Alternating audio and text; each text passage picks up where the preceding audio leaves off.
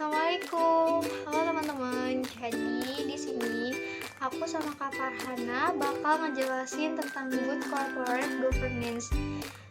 Disimak ya videonya. Nah, jadi gitu teman-teman, aku sama Kak Farhana bakal ngejelasin tentang good corporate governance atau GCG dan risk management. Jadi apa sih pengertian dari good corporate governance ini atau yang dimaksud dengan GCG?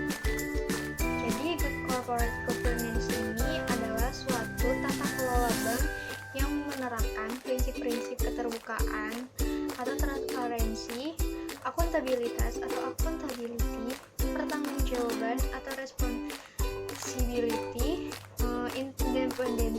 independensi dan kewajaran atau fairness.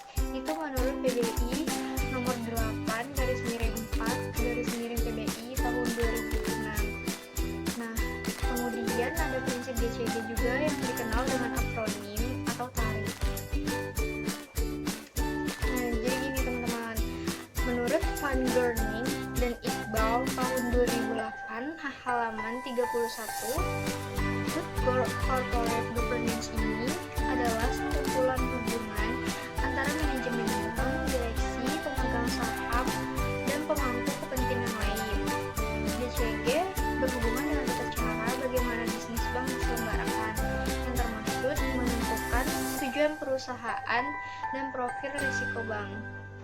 Kemudian, bagaimana cara menyelaraskan aktivitas dan perilaku perusahaan dengan ekspektasi bahwa manajemen itu dijalankan dengan cara yang baik dan aman, serta menjalankan operasi sehari-hari dengan profil risiko yang telah ditetapkan sekaligus melindungi kepentingan nasabah dan pemangku kepentingan lainnya. Kemudian aku bakal ngejelasin sedikit tentang prinsip GCG. Yang pertama, tadi kan ada transparansi, yaitu keterbukaan dalam mengemukakan informasi yang material dan relevan, serta keterbukaan dalam melaksanakan proses pengambilan keputusan. Kemudian yang kedua, akuntabilitas atau accountability, yaitu penjelasan fungsi dan pelaksanaan pertanggungjawaban organ bank sehingga pengelolaannya itu berjalan secara efektif. Dan yang ketiga, pertanggungjawaban atau responsibility, yaitu kesesuaian pengelolaan bank dengan peraturan perundang-undangan yang berlaku dan berprinsip-prinsip pengelolaan bank itu sehat. Kemudian yang keempat, ada independensi, yaitu tata pengelolaan bank secara profesional tanpa pengaruh atau tekanan dari pihak manapun. Dan yang kelima, yang terakhir, nah jadi gitu teman-teman, aku sama Kak Farhana bakal ngejelasin tentang corporate governance atau GCG dan risk management. Jadi apa sih pengertian dari good corporate governance ini atau yang dimaksud dengan GCG? Jadi good corporate governance ini adalah suatu tata kelola bank yang menerapkan prinsip-prinsip keterbukaan atau transparansi, akuntabilitas atau accountability, pertanggungjawaban atau responsibility, independensi, dan kewajaran atau fairness. Itu menurut PBI nomor 8/4/PBI tahun 2006. Kemudian ada prinsip GCG juga yang dikenal dengan akronim atau tarif. Nah, jadi gini teman-teman, menurut Van Gogh dan Iqbal tahun 2008 halaman 31, good corporate governance ini adalah sekumpulan hubungan antara manajemen bank, direksi, pemegang saham, dan pemangku kepentingan lain.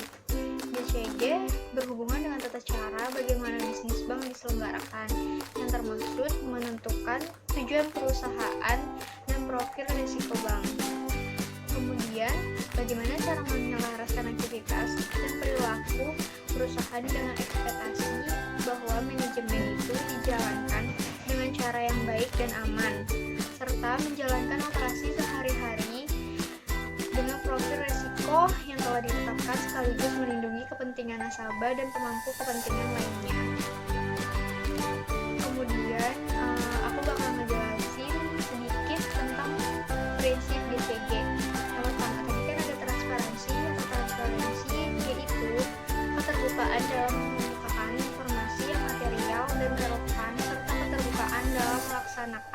proses pengambilan keputusan.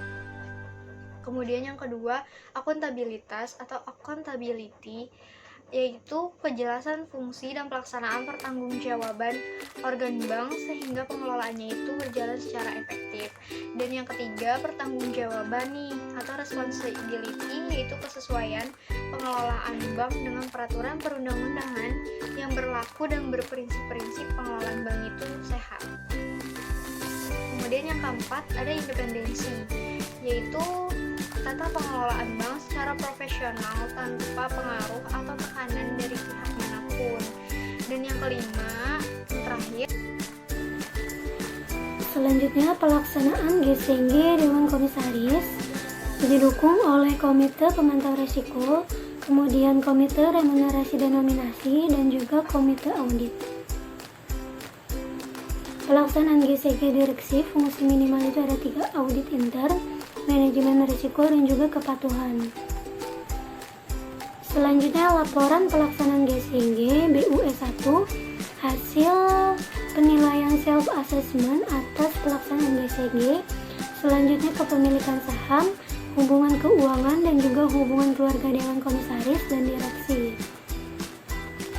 Daftar konsultan penasihat atau yang dipersamakan dengan itu yang digunakan oleh BUS. Selanjutnya laporan pelaksanaan GCG BUS2 itu frekuensi rapat Dewan Komisaris, jumlah penyimpanan internal fund, jumlah permasalahan hukum perdata maupun pidana, dan upaya penyelesaian oleh BUS. Selanjutnya disiplin pasar dan juga transparansi. Dalam tujuan pilar 3 Basel 2 adalah membagi dan juga menginformasikan para pelaku pasar dan pemangku kepentingan tentang kondisi risiko bank syariah dalam rangka meningkatkan daya banding atau comparability dan transparansi melalui kerangka pengungkapan yang umum, konsisten, dan juga dapat diperbandingkan. Bagaimana manfaat dan tujuan GCG, yaitu tujuan utamanya untuk mengembangkan dan meningkatkan nilai perusahaan, meningkatkan disiplin dan tanggung jawab perusahaan demi menjaga kepentingan para stakeholders perusahaan, meningkatkan kontribusi perusahaan khususnya pada perusahaan pemerintah dalam perekonomian nasional. Selanjutnya sekian dari kami, kurang lebihnya mohon maaf. Wassalamualaikum warahmatullahi wabarakatuh.